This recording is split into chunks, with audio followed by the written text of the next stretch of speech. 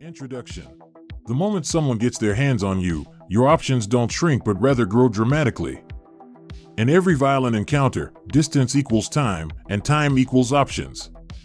Today, we're talking about understanding that distance and it's your best friend and your attacker's worst enemy. However, that being said, I am going to show you how to take advantage of each of the two major areas in a combat event, distance and up close.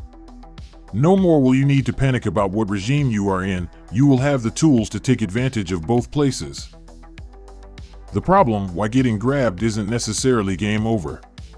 Here's the hard truth about close contact. Once someone grabs you, everything changes, but not for the worse. Your ability to generate power changes with your technique. Your mobility may disappear, but your options increase. Don't freak out. Think about it, when someone has their hands on you, you can't run, but they are extremely limited in how to attack you.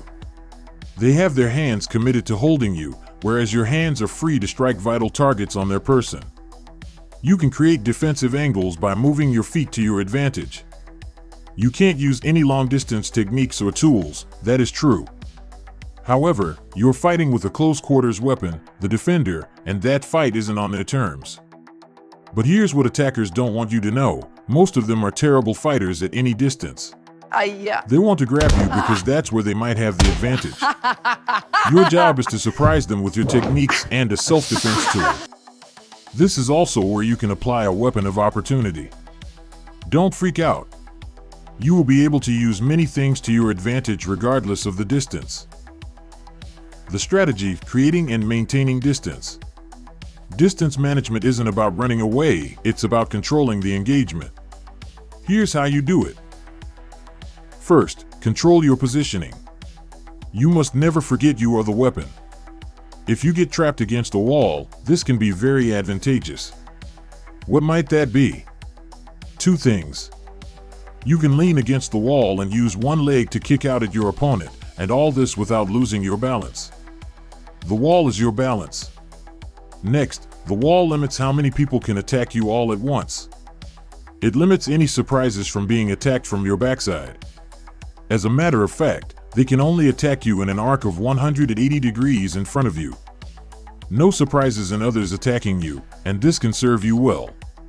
You have enough to deal with the one attacker, you don't need to add another one to the mix.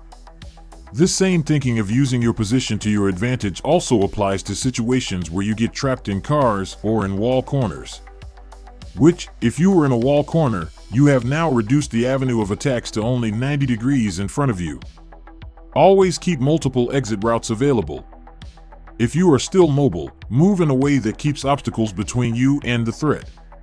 This later strategy helps you keep the fight at a distance, rather than a close-quarters battle. Second, use the environment strategically.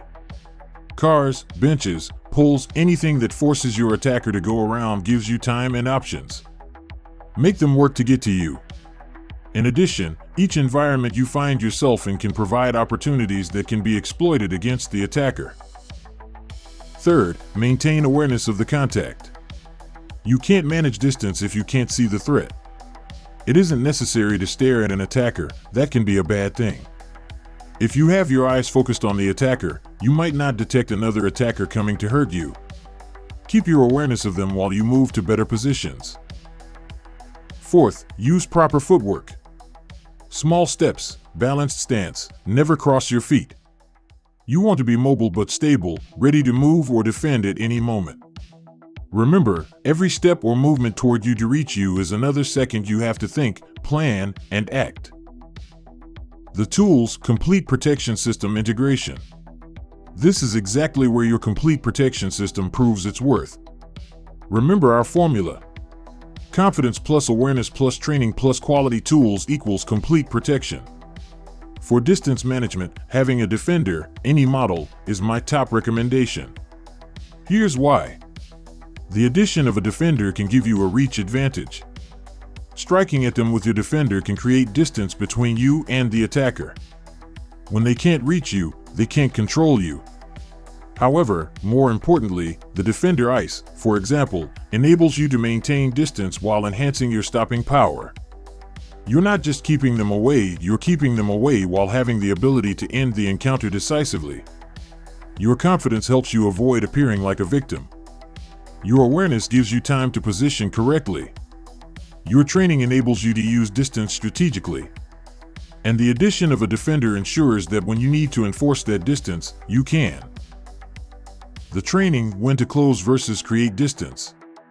Here's the tactical decision you need to understand. When do you close distance versus when do you create it? Create distance when you have room to move and multiple exits. You can use the environment to your advantage. Your tools give you an advantage, physically and psychologically. Time is on your side. Close distance when you're trapped with no escape route. They have a weapon that works better at a distance. You need to get past them to reach safety. Creating distance puts you in a worse position. Practice this decision making. Set up scenarios in your garage, your office, your home. Where would you create distance? Where would you need to close it? The time to figure this out isn't when someone's attacking you. In closing, distance management equals time. Time equals options. Options equals survival. Your attacker wants to control the distance because that's where they have the advantage. Don't let them. Control the space, use your tools, and remember, you don't have to be faster than they are. You must be smarter about how you use the space between you. The defenders aren't just about stopping power, it's about keeping threats at a distance where you have the advantage, not them. Next week, we'll talk about the 3-second rule, why prolonged fights always favor the attacker, and how to end encounters quickly. However, first ensure that your distance management tools are in place. Check the description for the defender specifications. You have the option to choose from here, and our Combat Series discount. Your complete protection system isn't complete without the right tools for the right range. Remember, control the fight by controlling the distance. Control the fight, control the outcome. Also, another rule of combat must be mentioned here. If they have a knife, then open the distance. If they have a gun, then close the distance.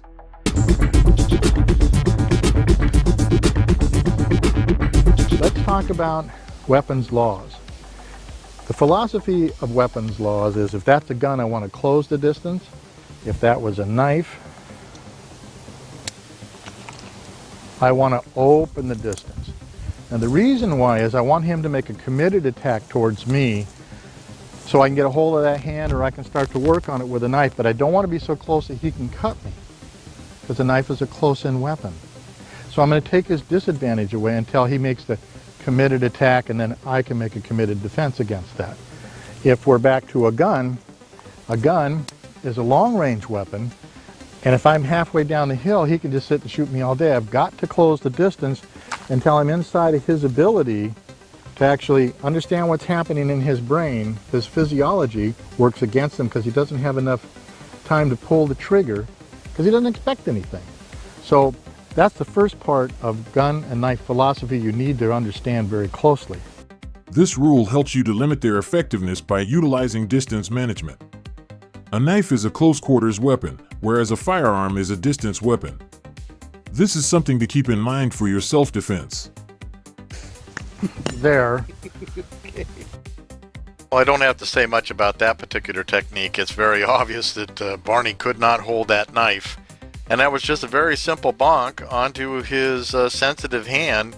He almost stabbed himself there in his own disarm. As you can see right there, he couldn't hold that knife and almost stabbed himself in the foot. So there you go.